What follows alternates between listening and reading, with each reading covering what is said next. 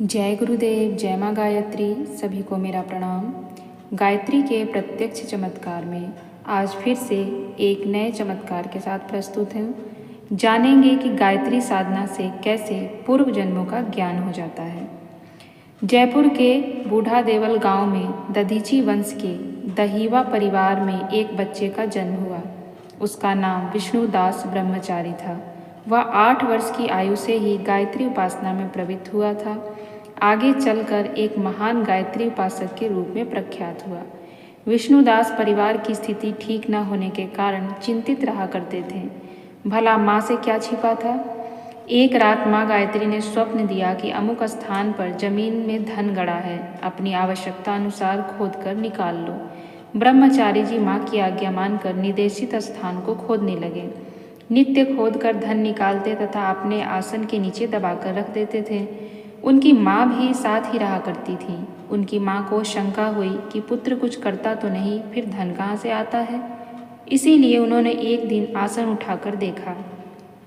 ब्रह्मचारी जी को मालूम हुआ कि माँ गायत्री की कृपा से धन प्राप्त होने की बात माँ को मालूम हो गई है और उन्होंने दूसरों को भी बता दिया है। उनको बड़ा दुख हुआ। वे पुष्कर नामक स्थान पर जाकर गायत्री का विशेष जप करने में प्रवृत्त हो गए। पुष्कर की एक झोपड़ी में उन्होंने गायत्री पुरस्चरण शुरू किया। इस प्रकार 24-24 लाख के 3 पुरस्चरण किए, फिर भी उनको कोई विशेषता दृष्टिगोचर नहीं हुई। उन्होंने समझा कि उनका तप व्यर्थ गया और स्वयं दुखी होने लगे। एक दिन उन्होंने देखा कि उनके पीछे 3 बड़ी बड़ी चिताएं जल रही है और आकाशवाणी हुई कि जन्म जन्मांतरों में तुमने 3 ब्रह्म हत्याएं की थी, जो इस तप के प्रभाव से निर्मूल हो गई। आगे बढ़ो, सिद्धि प्राप्ति करो। अब नए उत्साह के साथ फिर गायत्री तप में लग गए। तप के तेज से सर्वत्र उनकी कीर्ति फैल गई। बड़े बड़े राजा उनकी झोपड़ी भी धूल सिर पर लगाने लगे। जयपुर और जोधपुर के महाराजा स्वयं उनकी सेवा में उपस्थित होने लगे। उदयपुर के महाराजा ने अपने यहाँ उनको बुलाने का भारी आग्रह किया। ब्रह्मचारी जी ने कहा, हमारे पुरस्चरणों की पूर्णाहुति ब्रह्मभोज दक्षिणा आदि से नहीं हुई है, इसलिए हम कहीं नहीं जा सकते। महाराज ने स्वयं पूरा करने का वचन दिया और ब्रह्मचारी जी को जयपुर ले गए। उदयपुर में उनका शाही स्वागत किया गया और पुरस्चरण की पूर्णाहुति का सब कार्य आनंद के साथ संपन्न किया गया। ब्रह्मचारी जी की आज्ञा से महाराज ने और भी अनेक धार्मिक कार्य संपन्न किए।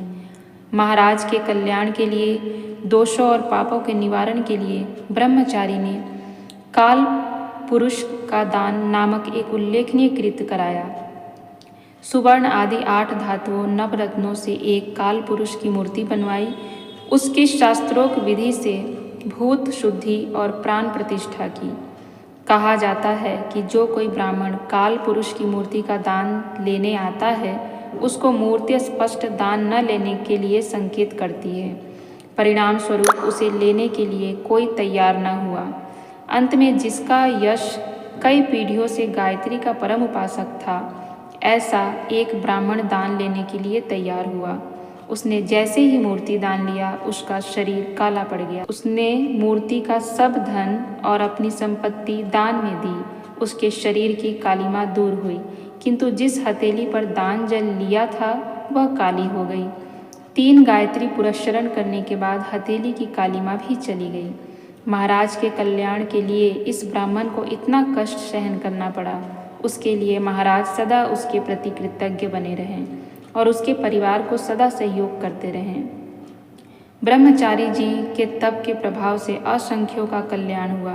वे ब्रह्मनिष्ठ और गायत्री उपासक बनने के लिए प्रयत्नशील रहे हैं। उनके प्रभाव और उपदेश से कई ब्राह्मणों ने गायत्री की शरण ली और परम कल्याण का लाभ प्राप्त किया।